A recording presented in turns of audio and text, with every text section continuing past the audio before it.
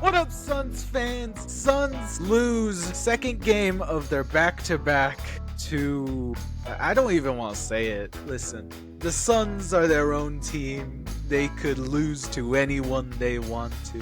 But out of everyone, it had to be the Charlotte Hornets. The 7-win Charlotte Hornets, that's 10 losing streak Charlotte Hornets. The same Charlotte Hornets that aren't much different from last year that we beat and swept the season series. I hope I'm giving off, I'm not mad, I'm disappointed vibes here because I really am. This is a night. Hornets win 115, Suns 104. We'll get into it. Well, most of us Suns fans really hoped for a change in the last few days, with Bill and Nurk going to the bench and last night's win against the 76ers. It really looked like things were going to be turning around for the Suns, and we hopefully wished that would only continue into this game. Why wouldn't it?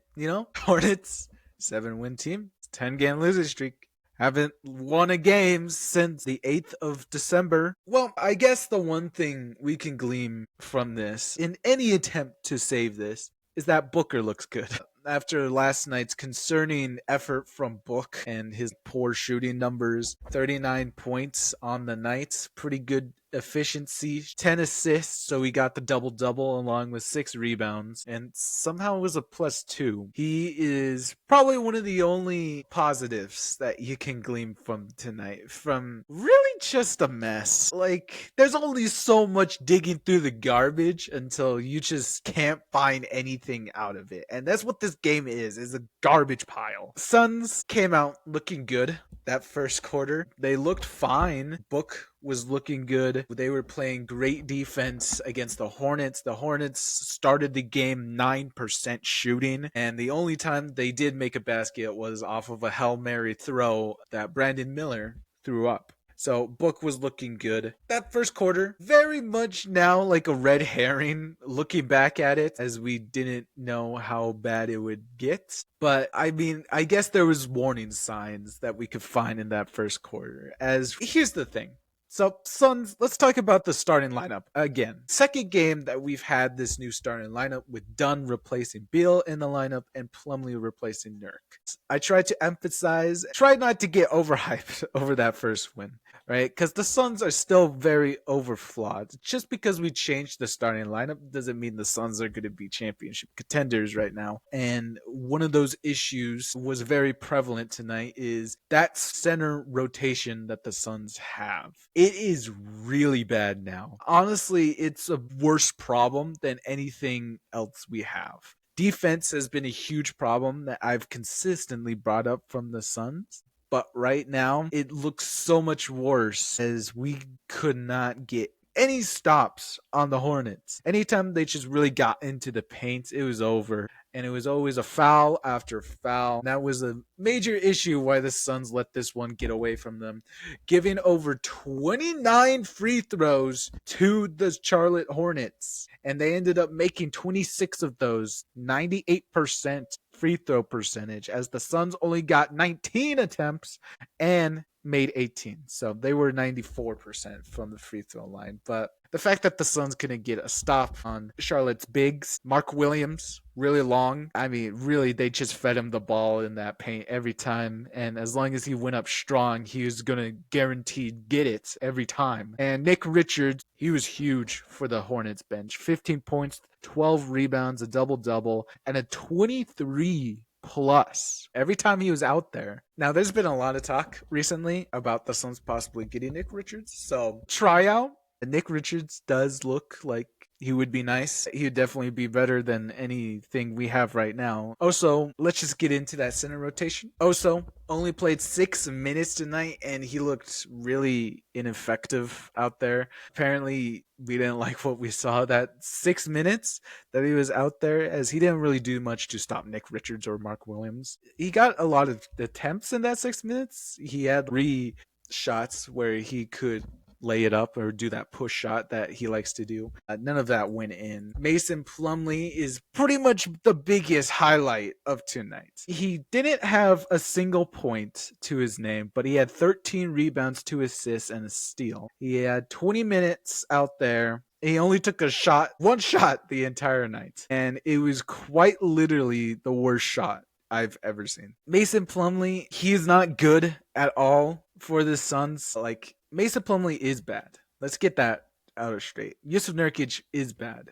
Let's get that out of the way. Oso was bad tonight. He can be good, but I don't think this is his situation to succeed against these bigger, more aggressive centers. So, out of those 3 terrible ones, Mason Plumlee is the least terrible out of those 3 options. So that was kind of the situation for tonight. He was a plus 15. I don't know why we didn't go to him more. He really looks like the only thing that was working, but he still had his major flaws, as that one shot he had was practically a give me for a dunk. But he waited, wasn't aggressive on it, didn't seize the opportunity, and he ended up making this like weird toss that he tried doing.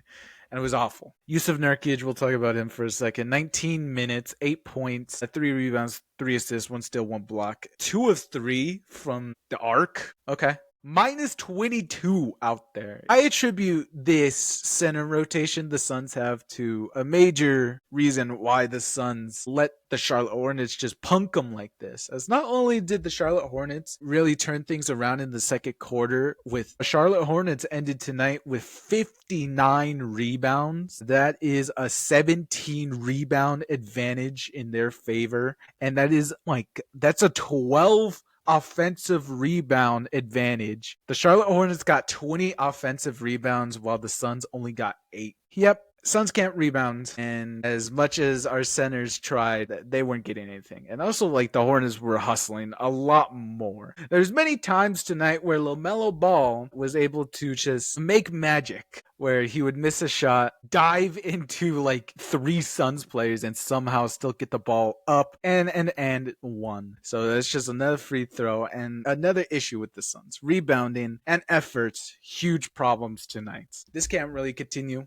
as being the Suns team. This center rotation is pathetic in every word of it. Get this off my team, okay? But the starting lineup, right, is good. It was quite obvious from the statistics. It was doing good. It was always a plus when we threw out this lineup of Beal, Ty, Ryan Dunn, KD, and Mason Plumlee or Yusuf Nurkic. It's really kind of interchangeable. It's always a plus. It's always better. But I've made it very clear that starting lineup that we used to run with Beal and Yusuf Nurkic in was one of our worst lineups.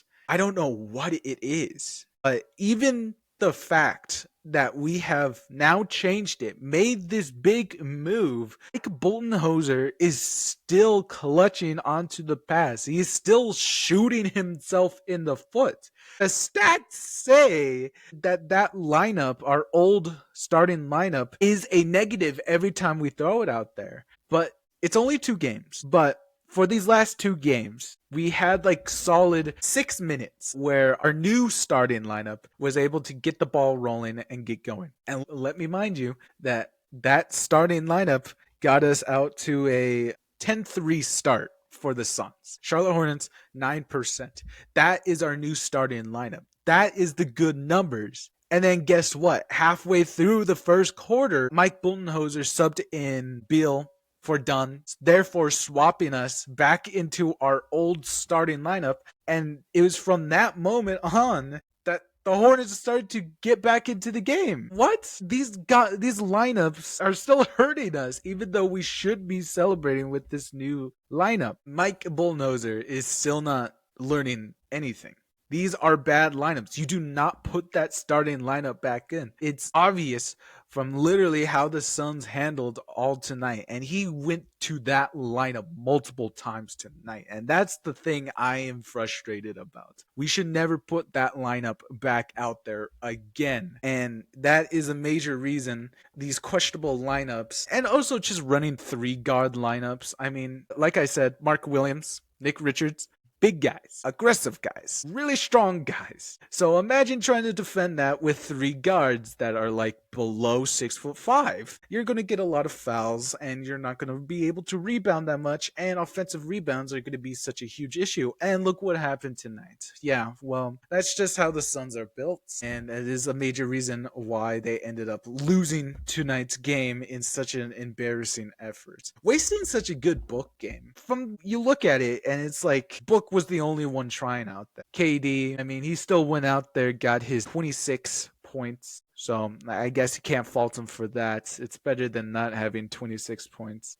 Ryan Dunn played some great defense in that energy, but that shot needs to start falling, man. He cannot become another Josh Okogie where he cannot hit that 3 points. 0 of 4, especially when we really need the momentum out there sometimes. And if he's going to continue being a starter, he needs to knock that down. He needs to find that shot consistently. But I mean, as a rookie, it's hard to ask that much out of him. So that's a developing issue. Still, mainly, it's a little problem compared to the Suns' rebounding and size and all their guards lineups that make him so small. Those are a bigger issue than Dunn hitting his threes, but it's still a little thing to nitpick here for the Suns about. Tyus Jones, 4 points. Something happened to Tyus, dude. I'm looking at Tyus in a different light. I was really pushing to re-sign him earlier this season because he was like such a great role player. His famous layup was always pretty hard to defend.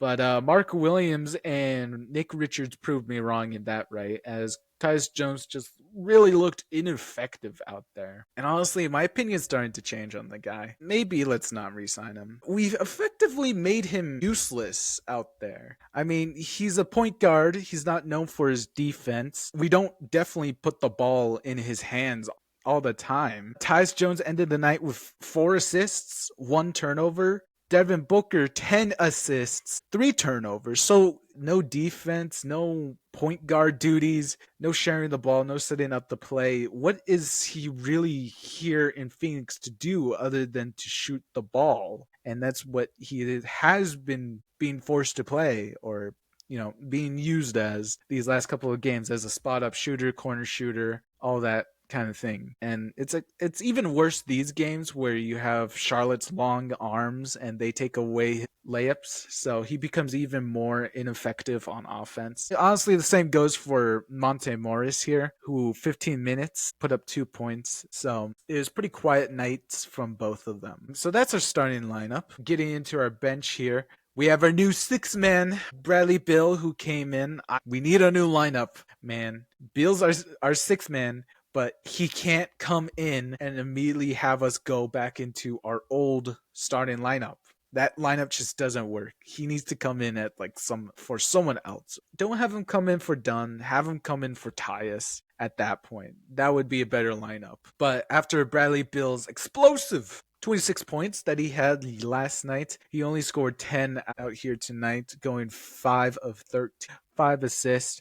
And honestly, he just, in a funny way, swapped roles with Devin Booker, as Devin Booker was terrible last night. And it was just being unlucky, as most of those shots would go in and go out. And honestly, that curse fell to Beal tonight, as many of his shots that first half were just not going in. There was a lid on the basket, and Bradley Beal could not break through it. Frustrating. There's really no one else to talk about on the bench here. Grayson Allen played 25 minutes, 9 points. Not too much to say about Grayson Allen, other than he kind of joins the bench as in being a negative every time they touch the field. Bad night for the bench. It's a frustrating game. And I think I've calmed down after I've let out my talk about this. I definitely came into this episode a little more frustrated than I normally would. But I think I've highlighted the points well enough that this is what's stopping the Suns. Yeah, so disappointing night. Suns now fall to 16-19 on the season.